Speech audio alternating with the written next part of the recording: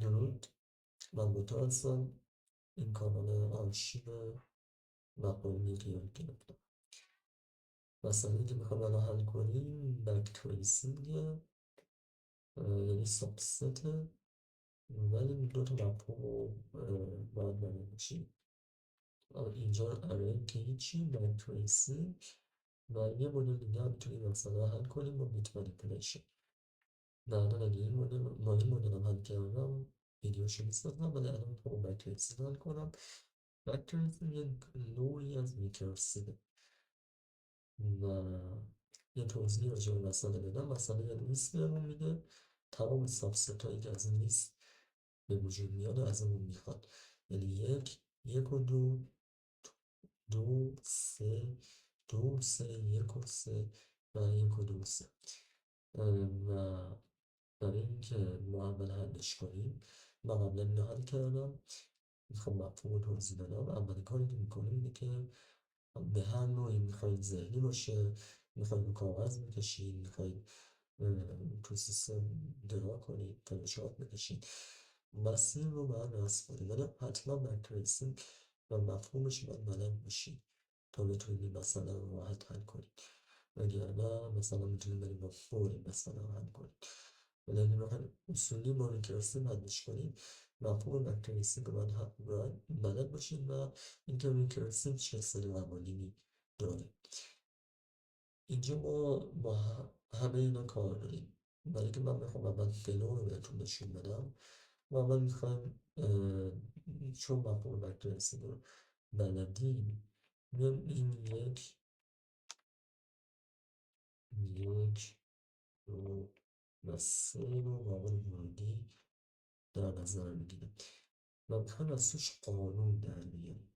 یعنی من اول میام فلو رو میکشم و نگاه میکنیم ببینیم چطوری میشه از توی یه قانون در بود که تو ریکرسیو از اون قانون استفاده کنیم. خب من الان بریم جلوتر به تو قانون رو میگم. تیکه اگه بخوام قانون رو بریم جلو، اول قانون میگه وقتی ما میریم یه درخت رو در نظر بگیریم، درخت باینری، وقتی ما میریم سمت چپ، وقتی ما بریم سمت راست، تمام لیست به صورت درسته منتقل میشه به سمت راست.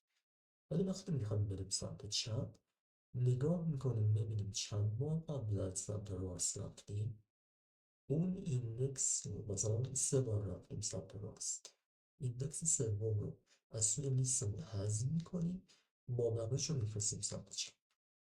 حالا بریم جلو میگم. من الان به لیستم نگاه میکنم و سوال میپرسم و چند بار رفتم سمت راست. خب هیچ دفعه، صفر دفعه. ایندکس صفر رو من میام و حذف میکنم. خب پس ایندکسی که میره پایین چیه؟ 2 و 3. عالیه. بعدش وقتی 2 و 3 رفت پایین، اوکی، دوباره از خودم سوال میپرسم، میخوام برم سمت چپ. چند بار دوباره سمت راست رفتم؟ هیچ دفعه، صفر دفعه. دوباره ایندکس صفر حذف میشه و 3 میاد پایین و باز دوباره میرم پایین و میخوام برم سمت چپ، دوباره همین سوال رو میپرسم و این دفعه هیچی نمیاد پایین. چون اینجا وقتی این سوال رو میپرسم، خب تا حالا هیچ بار سمت راست نرفتم، پس دوباره ایندکس صفر حذف میشه، پس یه لیست خالی میرسه پایین. خب از همینجا میخوام برم سمت راست، کامل متغیر میره سمت راست. اینجا دوباره میخوام برم سمت راست، کامل میام سمت راست. اینجا هم میخوام برم سمت راست، کامل میام سمت راست. من این قانون رو بلدم، ولی موقعی که داشتم این فعلا رو میکشیدم قانون رو بلد نبودم. فقط با یه سری رسم و ریکرسیو کار کردم و یه باینری و بک‌تریسینگ اومدم پایین به یه قانونی که هر بار که میرم سمت راست باید شمارشش رو نگه دارم که وقتی میرم سمت چپ اون ایندکس رو باید کنم. با بازی کردن با این رسم و یا حالا هر مدلی که خودتون بلدین باید قانون رو در بیاد که بعد از اون قانون داخل کارتون استفاده کنید. من اینجا با این دو سه میخوام همین بازی رو انجام بدیم. میخوام بریم اینجا سمت چپ، ولی این دفعه یک بار اومدیم سمت راست و چون یک بار اومدیم سمت راست این دفعه نمیخوام بریم سمت چپ، ایندکس یکم رو حذف میکنیم، یعنی دو میاد سمت چپ و وقتی میخوام بریم سمت راست دو و سه، دو و سه میاد سمت راست. این طرف تموم شد با این بر کار داریم. میخوام بریم سمت چپ، چند بار اومدیم سمت راست یه دفعه، پس ایندکس یک رو حذف میکنیم، یک و سه میاد سمت چپ. باز هم همین سوال میپرسیم چند بار اومدیم سمت راست، باز هم یه دفعه، همین یه بار. خب و باز هم ایندکس یکم حذف میشه و یک میاد پایین. میخوام بریم سمت راست، یک و سه میاد پایین و برای سمت راست رفتنمون هم به یک، دو و سه، درسته میاد سمت راست و باز هم همین کار رو انجام میدیم. چند بار بریم سمت راست؟ دو دفعه. میخوام بریم سمت چپ، ایندکس دوم رو حذف میکنیم، یک و دو میاد پایین و برای سمت راست رفتنم خودش رو می‌نویسیم، یک و دو و سه. حالا من این تیکه رو بهتر پاک کنم که مثلا اینجا بکشم، یک و توی این با دو نفر اومدیم سمت راست، پس یک و دو رو میبینم و باز هم میریم سمت چپ و یک و دو و سه رو میبینم. خب ما این فلان داریم. حالا میخوام بریم کد ببینیم چه خبره. توی کد دقیقا همین کاری که اینجا کردیم، حالا یا ذهنی یا رو کاغذ، همون مفهوم رو میاد داخل کد پیاده میکنیم. ما حالا یه اکسلی داریم که توی پایتون این رو چون با رفرنس داریم میدیم پایین، هر تغییری که تو تمام این درخت توش انجام بدیم در اصل داریم تو وریبل اصلی تغییرش انجام بدیم، چون رفرنس رو داریم هی پاس میدیم. نامز رو داریم پاس میدیم که همین دو سه دو این اعداده. لول رو داریم که حالا بهتون میگم و لیمیت و رایت چند نفر رفتیم سمت راست. ما داخل مفهوم ریکرسیو یه داستانی که داریم اینه که باید آخرین پله‌ای که میایم رو به نوعی پیدا کنیم. خب وگرنه این همینطوری هی ادامه دار هی میره پایین، هی شاخه شاخه میشه میره پایین و کار خراب میکنه. خب پس ما باید مفهوم یه جوری نحوه خروجمون رو در بیاریم.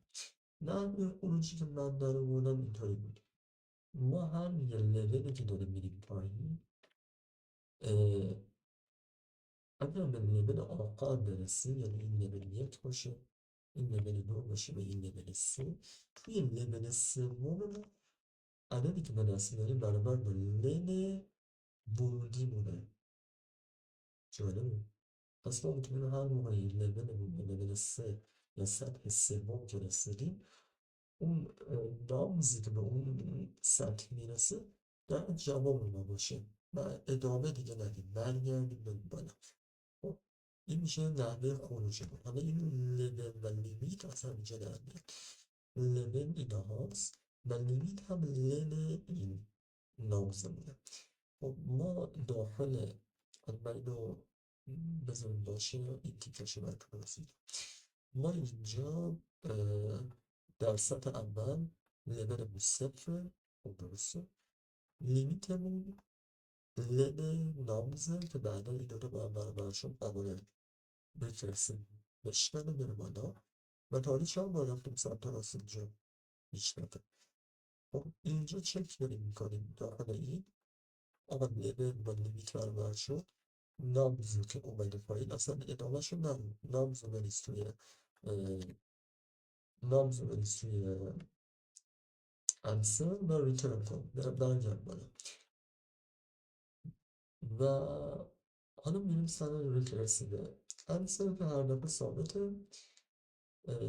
لبل هر دفعه که یه پله داریم میاد پایین تر یه دونه بهش اضافه میشه.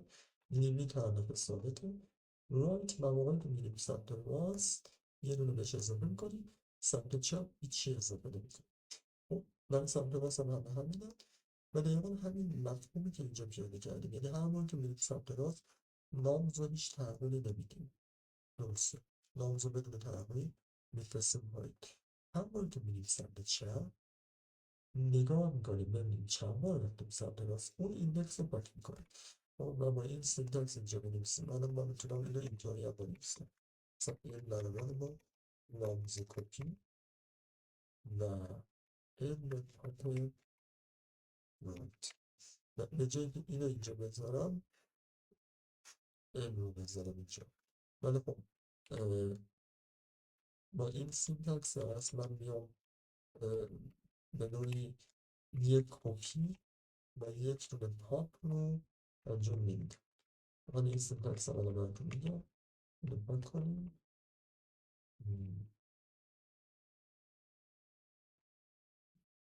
ما فرض کنیم یک دو و سه رو داریم و میخوایم ایندکس دو رو حذف کنیم، یعنی رایتمون برابر با دوه. خب کاری که میکنیم با این سینتکس این مقدار رو هر چقدر هستن از اینجا به بعد و از اینجا به قبل رو با هم جمع میکنیم و این سینتکس درست این کار انجام میده. نامز از اول هرچی هست تا رایت و اینم نامز از رایت یعنی از رایت به اضافه یک، یعنی از دوی از این ایندکس یک به اضافه یک چه دو، یعنی از این ایندکس به بعد هرچی هست و اینطوری این میره پایین و مسئله رو حل میکنه.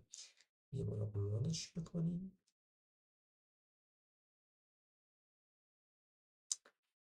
من جواب درست رو بهمون میدم.